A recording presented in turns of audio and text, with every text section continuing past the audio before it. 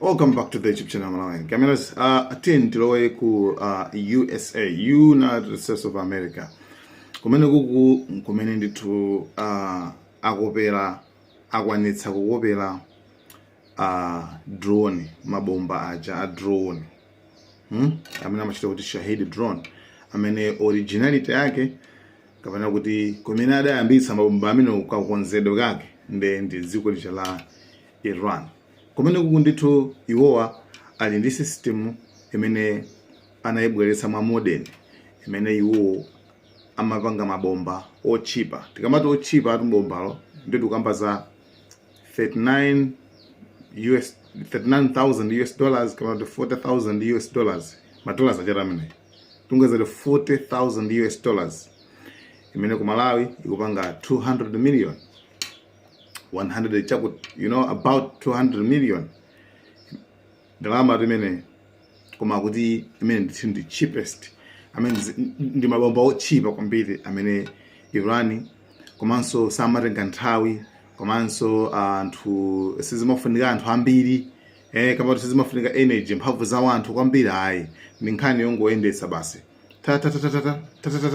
basi madrone auluka basi kenako kukaphulika kumene angaphulikeko. So actually technology yako America ndi kwinako imasiyana chifukwa ku America ako mabomba anthu amakhala kuti atenga nawo nthawi kupanga atenga nawo nthawi kupanga mabomba aja komanso they are very expensive ndodula kwambiri kuti pakana bombalo litheke. Pamene aku Iraniwa amene amachita kuti Shahidi drones ndono ziti akuti the cheap ndi amene kwambiriso amagwisidwa kwambiri ntchito ku dziko la Russia. Mpaka na zinapeza kwanza kuti Trump anazafika pokhumbira kuti maruzoneka ngati kuti ku Iran akupanga mabomba abwino kwambiri.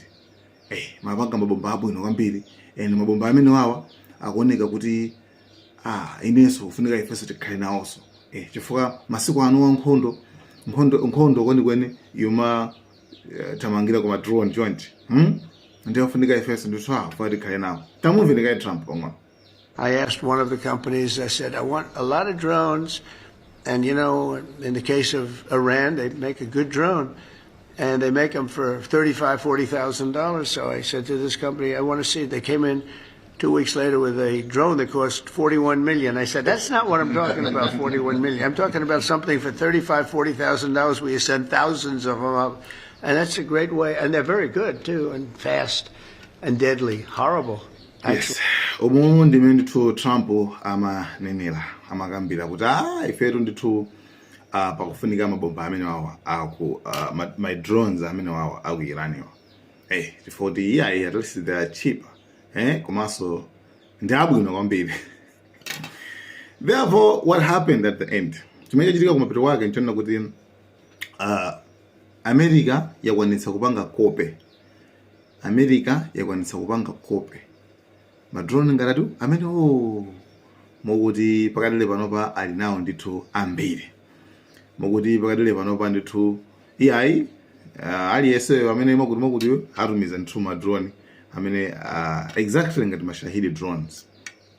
So nkhondo ya masiku ano yomakhala yotero. So ena mina nkumadabwa kuti why America imeranisa bomba lake limene linakugera ku Lebanon. Nkhani yake nalitiyo nkhani yake nalimeneyo. Actually ndi zinthu zino kuti aliyense amakhala ndi uniqueness yake. Aliyense amakhala ndi akabangidwe kake ka zinthu. Aliyense amakhala ndi zinsinsi zake. Mutha kuona kuti olo inuyo tingolekeza inuyo even pa market kumene kunsika kumene pa market kumene panopa even ku South Africa nimaona anthu ena amene amakhoza zinthu zina za mina zovala za South African za traditional pali ena ake amakopera za fake ndikumayika mashop mawo amapita mumakalanda kuti ayi brand yathu sitimapanga chonchi. Brand yathu sitimapanga chonchi. Oringoleka zoti inuyo makhale ndi company ya chinthu chenenjekeso mayambisi inuyo njekeso. Ndiye mukapeza kuti pali wina wakeso akukopera so chomwecho. Actually muna ngati akuonongerani nsika, akuonongerani zisisi. That's why panopa anthu akumaopa kuti anthu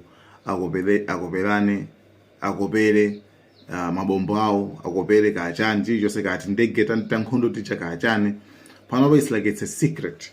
So pakadali pano ndoti ya Iraniyo ndoti imene yaphulika imeneyo, ndoti ma Americans ayirenga akapanga kope. And it's exact ngati mmene amaonekera ma Shahidi drones amene Iran imagwiritsa ntchito ngati oyamba akamayamba ndithu akamayamba nkhondo ija amayenda malevu samangofika kuponya ma missile mabombarara ya pang'ono amamba kaiti ma drone basi aponya tumejato mezo khala ku Russia limodzi ku Russia ndi Ukraine mabomba amene akumachuluka kwambiri ma drone aja basi.